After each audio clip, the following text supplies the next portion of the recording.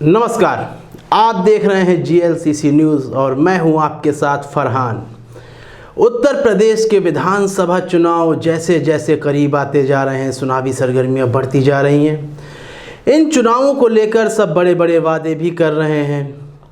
Samajwadi party गठबंधन के साथ आरएलडी के साथ लड़ रही है, लेकिन इस वक्त भारतीय जनता पार्टी जो कि सत्ता पर आसीन है, उसको हराने के लिए क्या मुद्दे होने चाहिए? क्या वह पर्याप्त मुद्दे समाजवादी पार्टी के साथ हैं?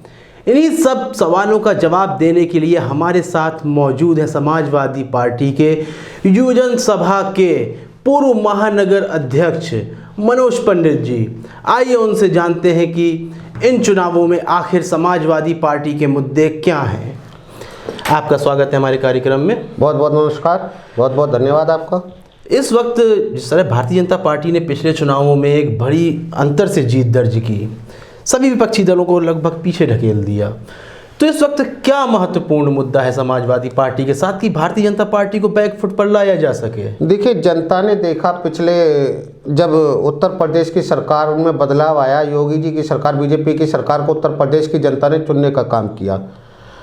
उन्होंने जो वादे किए थे कि हम महिला सुरक्षा देंगे, हम शिक्षा पे काम करेंगे, हम रोजगार पे काम करेंगे, अन्यथा चिकित्सा पे काम करेंगे, लेकिन ये सभी मुद्दों पर फेल हो गई। इन्होंने केवल हिंदू मुसलमान मंदिर मस्जिद पर लोगों को इल्जाए रखा। और महिला की सुरक्षा की आप बात करेंगे तो महिला सुरक्षित कहीं भी नहीं है। ढोकला निकला इनका, केवल झूठ निकला, जुमला निकला। आप आज शासन प्रशासन की बात कर लीजिए, आप जाइए थाने चौकी में, आपको धमका के भगा दिया जाएगा। कहाँ आपकी सुनवाई हो रही है? इन्होंने चुनावों के दौरान महिला का चीरहरण करने का काम किया, जेल के अंदर अपराधियों को मरवाने का काम किया। जेल के अंदर अपराधी को जब आपने डाल दिया तो उसका कैसे मर्डर करवा दिया गया। आप गोरखपुर की बात कर लीजिए, व्यापारी लखनऊ में आया हुआ था, उसको होटल में पुलिस ने दुराचार करके मार दिया गया। और आप मथुरा की बात कर लीजिए, लड़की का रात को जलाने का काम उन्होंने किया रेप के बाद।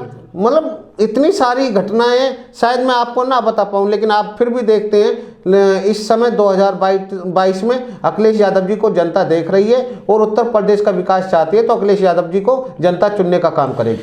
लेकिन कहीं ना कहीं देखा जाए कि विकास के मुद्दे से हटकर अखिलेश यादव भी धार्मिक राजनीति से अटैच हो रहे हैं, क्योंकि उनके लगभग भाषणों में यदि देखा जाए तो भगवान परशुराम के मंदिर की बात होती है या राम जन्मभूमि की बात होती है, काशी कॉरिडोर की बात होती है, कहीं ना कहीं वो भी विकास के मुद्दे से हटकर धार्मिक मुद्दे में कुछ ना कुछ तो रुचि ले रहे हैं। ऐसा कुछ नहीं है। अखिलेश जी शुरू से ही धार्मिक रहे हैं। उन्होंने पहले भी मंदिर मथुरा में देखे कितना भव्य मंदिर बनाने का काम किया। उन्होंने महिला सुरक्षा देने का काम किया, विद्या पेंशन देने का काम किया, बेरोजगारी पे उन्होंने पुलिस में भर्तियाँ निकाली।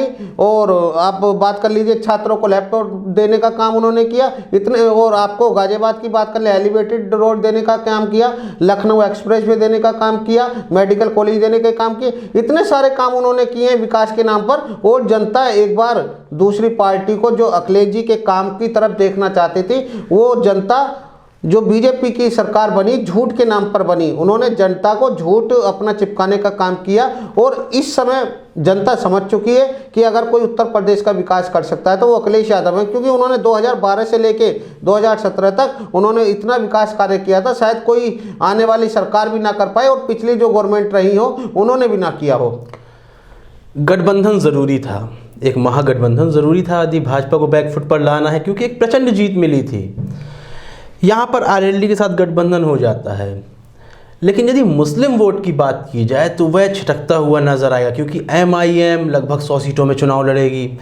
अब बहुजन समाज पार्टी भी पिछली बार की तरह 100 से ज़्यादा उम्मीदवार उतारेगी, समाजवादी पार्टी भी मुस्लिम उम्मीदवार उतारेगी, तो ये वोट बढ़ जाएगा। तो कहीं ना कहीं एक हार का खतरा बढ़ने की आशंका है। देखिए, आप AMI की बात करते हैं, जनता और मुसलमान भाई हमारे समझ चुके हैं वो कहीं ना कहीं वोट कटुआ का काम करता है, वो बीजेपी का एजेंट बन के काम करता है, उसको तो आप भूल ही जाइए। लेकिन MIM कह रहा है कि वोट कटुआ काम समाजवादी पार्टी करेगी, वह मुस्लिम उम्मीदवार ना उतारे मुस्लिम लोग विधानसभा क्षेत्रों से। बीजेपी से उसका गठबंधन है अंदर खाने, वो सपा को नुकसान देने के लिए आपके उत्तर प्रदेश में आया है। अन्यथा जनता भी आज की डेट में समझदार है, उसको कोई वोट नहीं देने वाला, सब लोग समझ गए हैं। लेकिन आपने बात करी मुसलमान भाइयों की, अखिलेश जी ने सभी का जाति धर्मों का मेल करके सबको बराबर बराबर संख्या में टिकट देने का काम किया है। कोई वर्ग का अखिलेश जी से नाराज नहीं है, सब उनकी तरफ देख रहे हैं। लेकिन और आपने बात करी बसपा की, बसपा ने तो पिछले साल 10 साल में विपक्ष में रहते हुए एक भी धरना नहीं किया, एक भी जनता की आवाज उठाने का काम नहीं किया। उसको तो जनता पूरी तरीके से नकार चुकी है। लेकिन MIM से गठबंधन हो जाता तो क्या परेशानी थी? नहीं, उनकी सोच सबको पता है। वो केवल गठबंधन करने के लिए, अखिलेश जी खुद समझदार हैं, वो सारी चीज जानते हैं हमें किससे गठबंधन करना है किससे नहीं करना, इसलिए उसको दूर ही रखा गया है, क्योंकि वो बीजेपी का एजेंट है।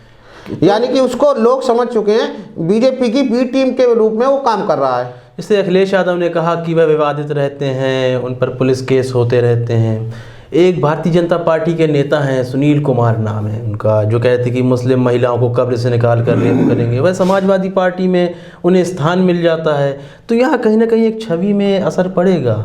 ऐसा कुछ नहीं है। अखिलेश जी बहुत समझ के, बहुत सोच समझ के अपने लोगों को, अन्य दलों से जो लोग आ रहे हैं उनको सम्मान देने का काम कर रहे हैं। ये तो आरोप प्रत्यारोप का काम चलता है। जो झूठ जनता के बीच में भ्रम फैलाने का काम करते हैं वो बीजेपी के लोग हैं, बीजेपी के नेता हैं। अगर बीजेपी इतनी अच्छी होती तो उनके मंत्री विधायक, मौजूदा जो मंत्री विधायक सांसद रहे हैं वो सपा को ज्वाइन नहीं करते।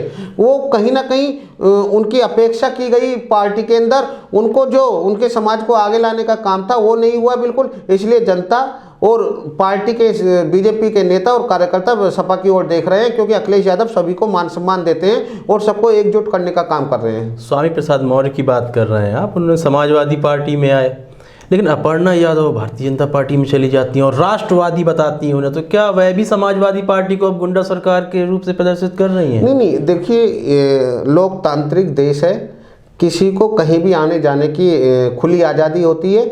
उनका मन वहाँ लग रहा है तो वो चली जाए, कोई बात नहीं, उनसे कोई प्रभाव नहीं पड़ने वाला आसपास की सीटों पर। वो खुद ही अपना, आप जानते हैं उनका कितना वैष्णव है। उससे पहले शिवपाल यादव ने पार्टी बनाई, तो एक पारिवारिक कलह अभी भी चल रही है। ना, कोई पारिवारिक कलह नहीं है, सबकी अपनी विचारधारा होती है। उन्हें वहाँ अच्छा लग रहा है तो वो चले गए। शिवपाल चाचा ने कह दिया है कि मेरे नेता अखिलेश यादव है, समाजवादी पार्टी के नेता बॉस अखिलेश यादव है, और आने वाले समय में 2022 के चुनाव में शिवपाल चाचा भी पूरी मेहनत से लगे हुए हैं, अखिलेश यादव जी को मुख्यमंत्री देखना चाहते हैं। तो अपर्णा यादव के जाने से कोई फर्क नहीं पड़ने, कोई फर्क नहीं पड़ने वाला।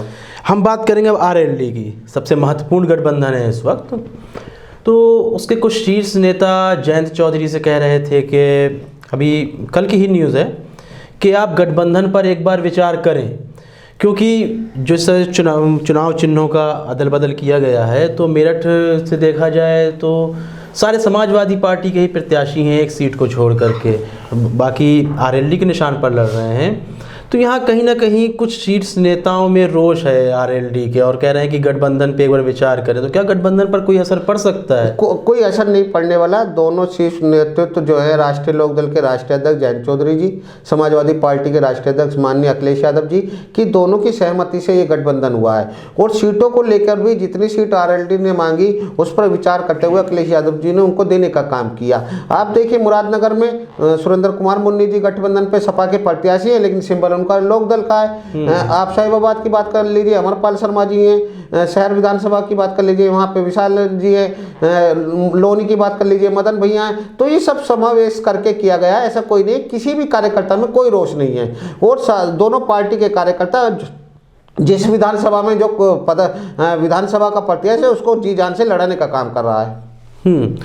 अब एक सवाल और है कि आज़ाद समाज पार्टी शुरुआती दिनों पर गठबंधन करने के लिए तैयार नहीं थी।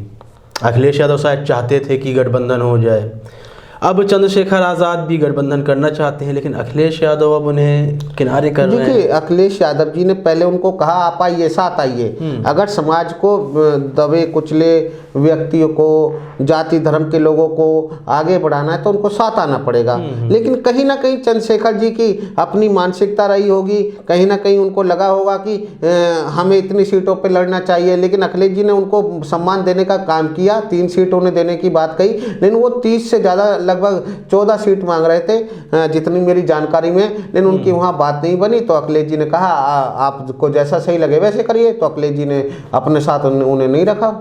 चंद्रशेखर आज़ाद के उतरने से दलित वोट भी बटेगा, और MIM जैसे आपने कहा कि वोट बांटने के लिए आई है, तो कौन सा ऐसा मुख्य वोट रहेगा अब आपके साथ? देखिए अभी चंद्रशेखर जी की पार्टी नई नई बनी है, अभी कहीं ऐसा कुछ नहीं है कि कोई फ़र्क पड़ने वाला है, कोई फ़र्क नहीं पड़ने वाला। आप अखिलेश जी की तरफ सारी जनता, चाहे हिंदू हो, मुसलमान हो, सिख हो, दलित हो, पंजाबी वर्ग का कोई भी जाति धर्म का आदमी हो, वो अखिलेश जी की तरफ देख रहा है। सब एकजुट होकर अखिलेश जी को उत्तर प्रदेश का मुख्यमंत्री देखना चाहते हैं। इस बार कह रहे हैं पूर्वी यूपी में ब्राह्मण वोट बटेगा, भारतीय जनता पार्टी को नहीं जाएगा। क्या लगता है, कांग्रेस को आएगा या सपा को आएगा ब्राह्मण वोट? देखिए, ब्राह्मण की बात कर लें, अभी लोग थोड़ा सा और चुनाव नज़दीक आने दीजिए और लोग अपना मन बनाएंगे। हालांकि आप देखें उत्तर प्रदेश में ज़्यादातर ब्राह्मणों का जो उत्पीड़न हुआ है वो कहीं ना कहीं बीजेपी की सरकार ने किया है। जितना व्यक्ति मंदिर के पंडित जी हों, मठ के मठाधीश हों, या कोई ब्राह्मण हिंदू संगठन चला रहा है, उनको मरवाने का काम बीजेपी ने किया है। उनकी कोई भी, यानी कि ये आप कह सकते हैं हिंदू ठाकुरवाद चल रहा है, ब्राह्मण ठाकुरवाद चल रहा है। इन्होंने सबसे ज़्यादा दुराचारी ब्राह्मणों का किया है और ब्राह्मण इनसे छिटक चुका है और सपा की तरफ ब्राह्मण देख रहा है। पूरी तरीके से ब्राह्मण सपा की ओर और अखिलेश जी को जिताना चाहता लगता है सपा की तरफ आएगा ब्राह्मण? बिल्कुल आएगा। एक उम्मीद जताई, यदि कांग्रेस में शायद वोट शिफ्ट होगा तो और भारतीय जनता पार्टी को ही इसका फायदा होगा, ऐसी उम्मीद जताई जा रही थी। आप आकलन लगा लीजिए, आप पत्रकार बंधु हैं, आपको पता है इस समय सबसे ज़्यादा जो रुझान सपा की तरफ जितना है, अन्य पार्टी का कोई लोग नहीं देख रहे उनकी तरफ। सबसे ज़्यादा अखिलेश जी की तरफ लोग देख रहे हैं, चाहे किसी भी जाति धर्म के हों। अखिलेश यादव भी कहीं ना कहीं केजरीवाल से प्रभावित हैं, बिजली की यूनिट फ्री करने की बात कर दी। ये तो केजरीवाल ने एक शुरुआत की थी दिल्ली में और देने का काम किया। 3 बार उन्होंने अपने यहाँ पे सरकार भी बनाई। तो ये सब पार्टियों को अच्छी चीज़ है, अच्छी चीज़ पकड़ लेनी चाहिए। अगर शायद आपसे कुछ अच्छा चीज़ मिलेगा तो मैं भी लूँगा, इसमें तो कोई दो राय नहीं है। बिल्कुल बिल्कुल, बहुत बहुत धन्यवाद। आपके अनुसार इस बार भारतीय जनता पार्टी को बैकफुट पर लाया जाएगा। बहुत बहुत धन्यवाद।